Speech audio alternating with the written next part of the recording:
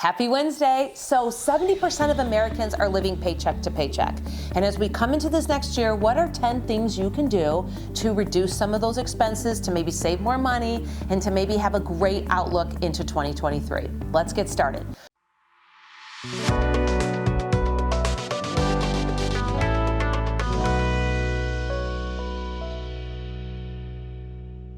The first thing you can do is cut expenses, right? It seems better said than done and a little easier, and it might feel like a big pinch, but let's talk about that. So what you would do is you would evaluate the last year of expenses and put them into categories. So you could look through your credit card statement, you could make a list of all your expenses, but what you want to do is you want to put them into a category, one of four: needs, wants,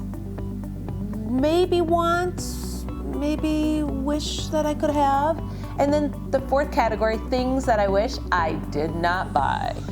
So with that being said, divide them into four categories and get a feel for those things that you wish you didn't buy. And having an understanding will give you a good revelation on what that looks like going forward and how to say no to those things moving forward. And I have a tip for that too ahead. So that is number one, cut expenses. Cut it down. I mean, there's many times where you have this stuff in your house that you wish you didn't buy. And so sometimes it's just a case of saying, do I really need this? So with that being said, what I do is the wait a day rule. If there's something that I really want, I'll sleep on it, wait 24 hours, ask myself, do I really need it? Do I really want it? How will I feel about this purchase in 6 months?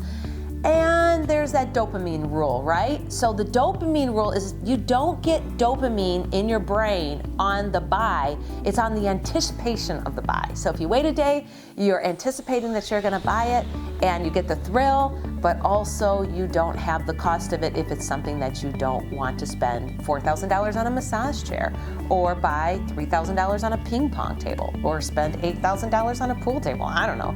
These are things that maybe I've done in the past. Number two, make savings and earnings a game. I love games, so if I can make it fun for myself, I am more apt to do it. What does that look like? Well, how little can I spend this week? How quickly could I save $1,000? Could I spend $100 less this week in my allowance? Gamify your savings and earnings.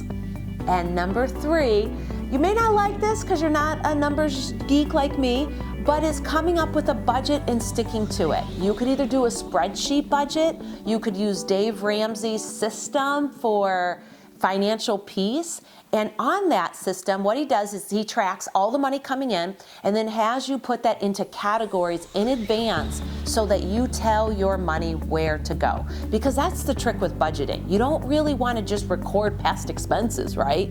Because then that's just recording past expenses. What you really want to do is budget and tell your money where to go. And Dave Ramsey with Financial Peace will definitely help you do that. There is also a cool app called YNAB that works much in the same way as Dave Ramsey. I guess budgeting is like good hygiene. You really don't like to do it, but you need to do it. And that's how it is with budgeting. The fourth thing you can do is consider where you're living. If you're living in an expensive area, downtown city life, and the cost of living is expensive, most likely the cost of those lattes and those coffees are expensive too. And if you move outside of town or into more of a rural area, you will cut your living expenses. Let's say your rent, you cut by $1,000 a month. That's $12,000 a year. Did I say $12,000? That's a lot of money. So if you want to really get serious, that is one way to do it. Cut down cost of living, especially in this arena of being able to work from home and having some flexible working.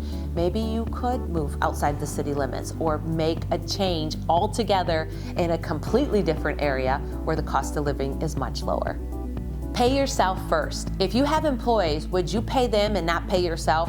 Probably not for very long. Well, it's the same kind of mentality with your budget.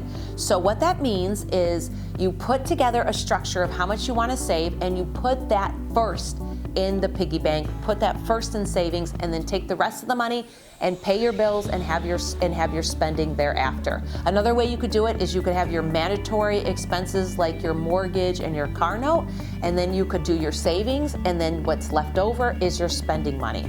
Whatever you do, pay yourself first. You will be so happy you did. And at the end of the year, you're gonna have way more than you did at the beginning of the year with doing it this way. The next one that I want to talk about is car. Buy a used car. Who has to buy a new car? Do you know the average American spends $700 a month on a car payment? 700 bucks. That's a lot of money, and that's the average. So look for a good used car. You don't have to buy a brand new car. As soon as you drive off the lot, the car depreciates and then continues depreciating, and sometimes, and most times, it depreciates faster than you can pay down that note on that car. So look to buy used, and there's lots of options out there for that. Use automation to save and pay bills. If you do this, you won't have late fees. That'll save you some money. And automation is so nice because you can then have a systemized rule of saving and actually have like an automatic, say, percentage of your paycheck go into a separate account for your savings. Remember about paying yourself first, so you can have a dedicated amount go right to savings. And having it automated takes the emotion out of it, and it takes the mental scrutiny out of, can I really do this month? So automate those savings and automate those bills. Number 8 is rent or house hacking. What does this mean? Well, it's possible to rent out a room, rent out a floor. You could do it through Airbnb, but you could also do something more permanent. Let's say you have a 1-bedroom place right now, and you rent for $1,000 a month. And you pick up a 3-bedroom and it rents for $2,500 a month. You could get a couple renters with you, some friends, have them rent from you for $1,000 each, and then you pay $500. That's half of the $1,000 that you were originally paying. Now what do you get for exchange? Constant people in your home, some friends always available to talk to, and maybe making you a little tired of talking all the time, perhaps, but what you gain in return is an extra $500 in your pocket and reduced expenses. So think about that. You can also Airbnb a lower level, or basically Airbnb just about anything. So you could look to do that for extra cash. Another one, which is number 9, is to make a list of all the different ways that you could save money. Make that list and even put down the list item and then how much it will save you. And do the same thing with your savings goal. If you have a savings goal, make a list of different ways that you could save and how much money that will get you. And let's say you have a goal of $5,000 for the year. That's $416 a month. It's about $97 a week. Break it down to a weekly goal so that it's bite-sized and manageable. And the last and final one may seem so easy and obvious, but it's earning extra money, earning a second income. And there are all kinds of ways that you can do that. You can just search ways of making extra money, having a second income, having extra free cash, $500 to $1,000 a month, could be a couple $1,000s a month. You can look for different ways to do that. And there could be so many different ways to earn extra money and have fun while doing it. Thanks for watching. Have an amazing, amazing day and week.